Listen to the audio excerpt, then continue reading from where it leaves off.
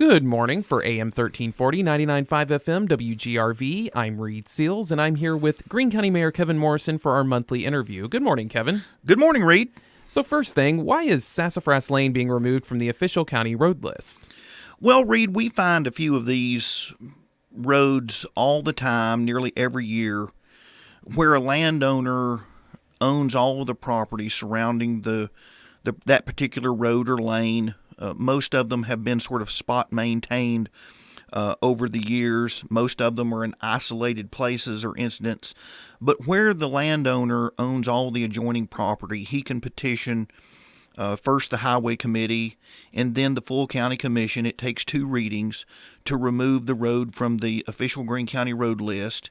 That's sort of helpful on the part of the taxpayers in the fact that we're no longer maintaining or required to maintain that stretch of road. That would fall back onto the homeowner or the landowner. But the benefit that the landowner gets out of it is no longer considered a public road. So therefore, they can restrict access and things like that for, again, in these isolated areas that may where they may not want people on their property or near their home or things like that.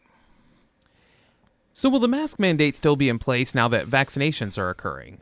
Well, we're quickly coming up on the end of the month here in February, Reid, when the mask mandate is scheduled to expire.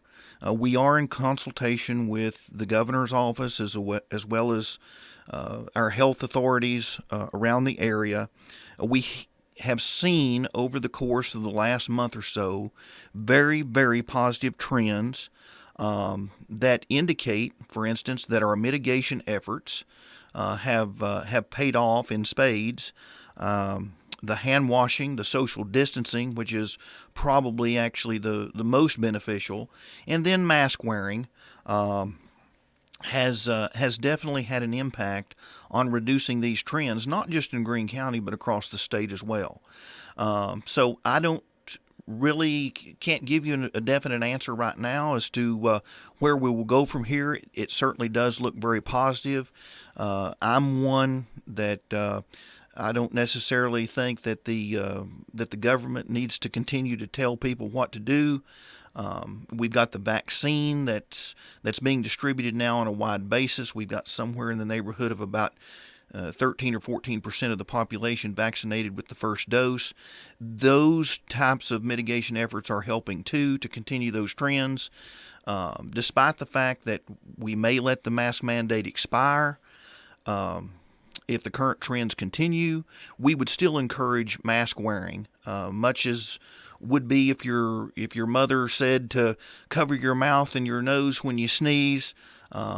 That's about the effective of it. It creates a barrier, obviously, from projectile droplet transmission type thing. So we're going to look at that and examine that closely over the next few weeks in consultation with the people and the experts that should know, and go forward and make a decision from there. Speaking of vaccinations, tell me about the vaccine in Greene County and the vaccination site. Well, that's a bit of good news, Reid, for all of Greenville and Greene County. I want to start off, number one, by thanking a number of people and organizations. First, hats off and a big shout out to the Greene County Health Department and all of their personnel down there.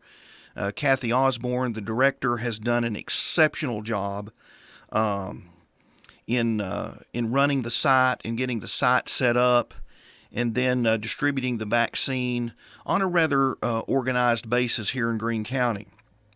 The Northeast Tennessee Regional Health Department has been very helpful in getting us more vaccine. Our emergency management agency, Chaplain Danny Ricker, our director out there, Heather Sipe, has worked tirelessly day in and day out since about 3 weeks after the beginning of the year to make sure that facility is open and vaccinating people every day. We have our EMS personnel out there.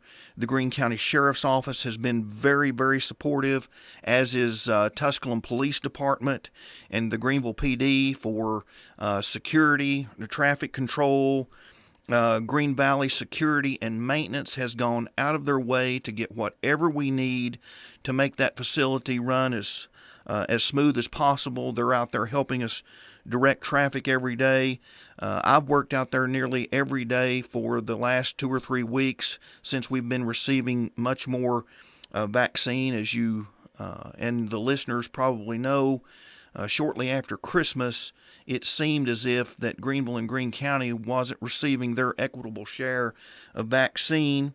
So we went to WJHL, our media partners here at home, along with a lot of our officials that care and love Greenville and Greene County, and protested somewhat that the inequality of the vaccine distribution wasn't what we thought it should be.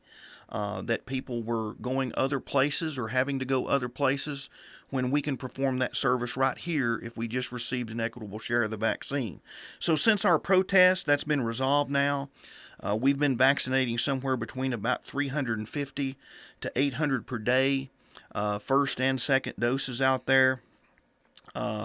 And everyone is committed.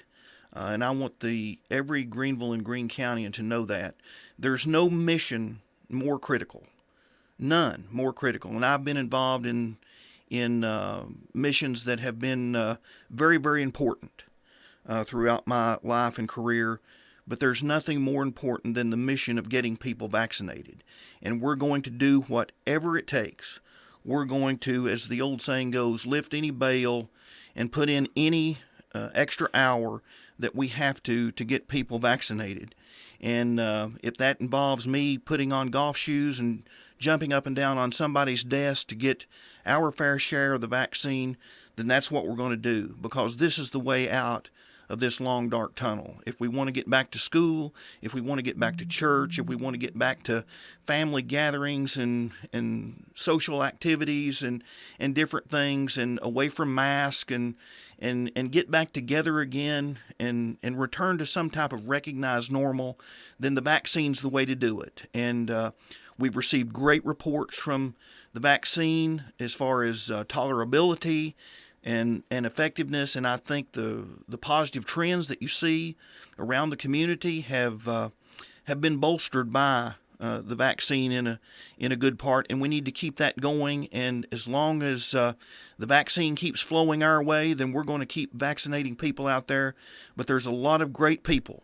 I don't want to leave out businesses and restaurants and churches and individuals that have brought snacks and meals, and we've been offered warm clothing in a variety of different things, and thanked profusely by the people that are coming through the lines to get their vaccine. So that is a very bright spot in our community. We're going to keep that going, and we look forward to many more positive efforts in that regard. Can you explain the surety bond for the director of the Drug Task Force that was approved on Tuesday? Yeah, most organizations or individuals in government, Reid, serve under a bond. That's nothing more than protection of liability for operations for their particular job.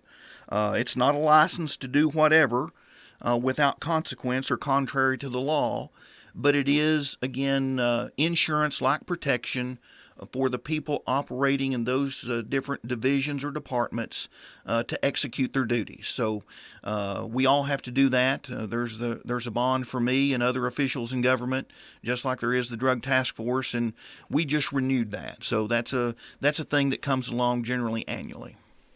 Well, I want to thank Greene County Mayor Kevin Morrison for joining us this morning. He will be back next month for our next interview. This is Reid Seals for AM 1340, 99.5 FM, WGRV.